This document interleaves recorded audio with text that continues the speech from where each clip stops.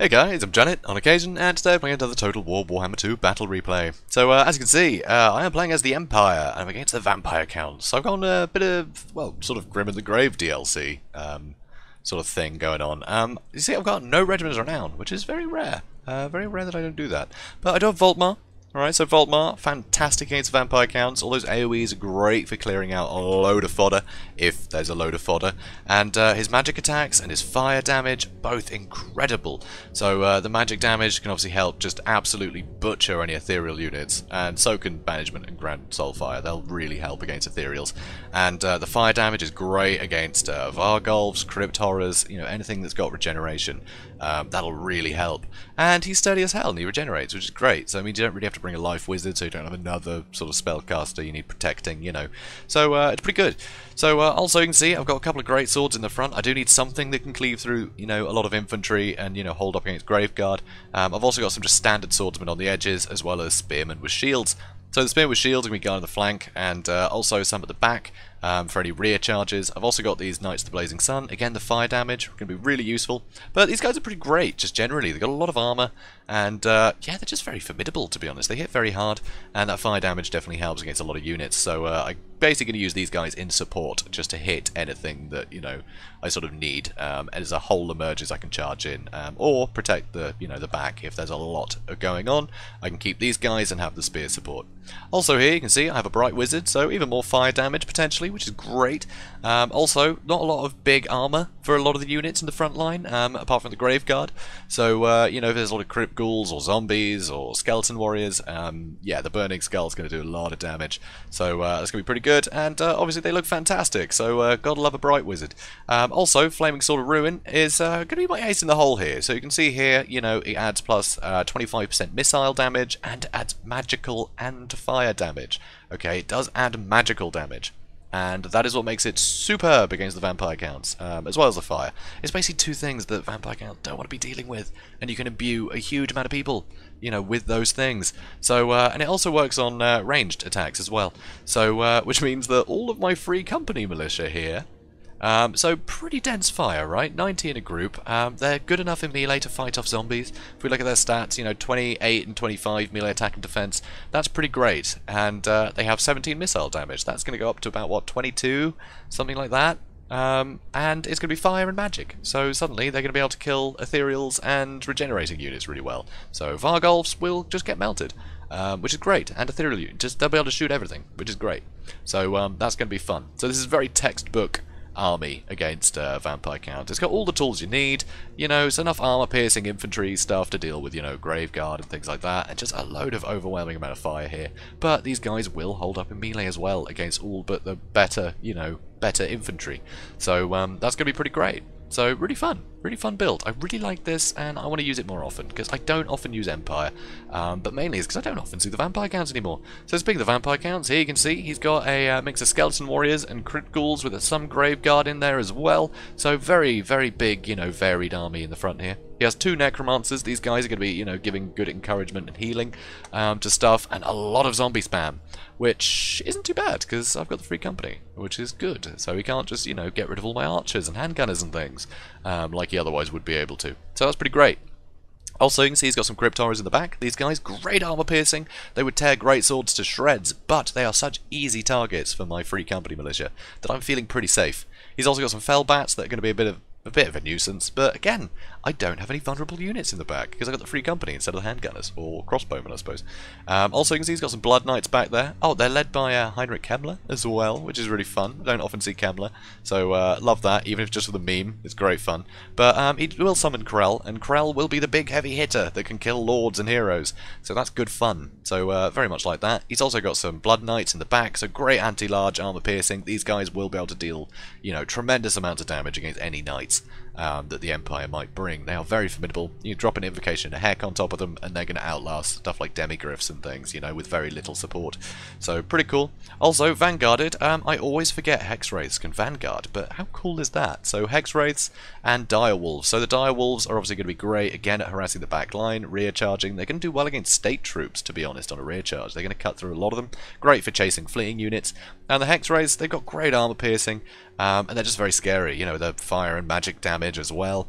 Not a huge, you know, bonus, really, against you know, the Empire. But still, that's great. I love him. But he's going to be very vulnerable, because as soon as I start putting Flaming Sword of Ruin on things, they're not going to get this physical resist anymore, and it is 75%. So they're not going to have that anymore. But actually, they do cause terror as well, don't they? Yeah, they cause terror. So a lot of terror there as well. So that rear charging, it could buckle stuff very quickly. So let's speed things up. I've gone on long enough, I feel. So, in fact, I've gone on a long time. So, anyway. So here you can see I'm getting all my free company to start shooting into the Crypt Horrors. And you can see they're taking a bit of damage. They're taking a bit of damage. But Flaming Sword of Ruin comes down. And here we go. Now we'll see they start taking massive damage. Look at that. How insane is that? And you compare that. I know it's 3 units against 1 here, and over here it's 2 against 1, but these Crypt Horrors have massively outlasted these ones. So it's pretty crazy the amount of damage that they take, you know, when you've got like fiery bullets. It's pretty great. So here, get a lovely AoE hit on all these guys, and that's going to be nice and useful. Unfortunately, there's a bit of a mess here, so I did actually charge my knights in just to deal with the zombies. Just to free these guys up. They're all on guard mode, so even when they're fighting zombies, the ones that aren't in contact with the zombies are going to be firing. So that's pretty great. Unfortunately, my swordsman did get pretty wrecked, mostly due to my banishment, but yeah, everything's crumbling here now, so that's pretty great. And I can just, yeah, plug it up with the spearmen over here. So Foulbats and things fighting here, which is a bit of a nuisance. So move my cavalry to one side, still firing into these Crypt Horrors, hopefully I'll get rid of them soon. And you see Voltmar's having a whale of a time. You know, he's fighting stuff in there, not really a problem for him.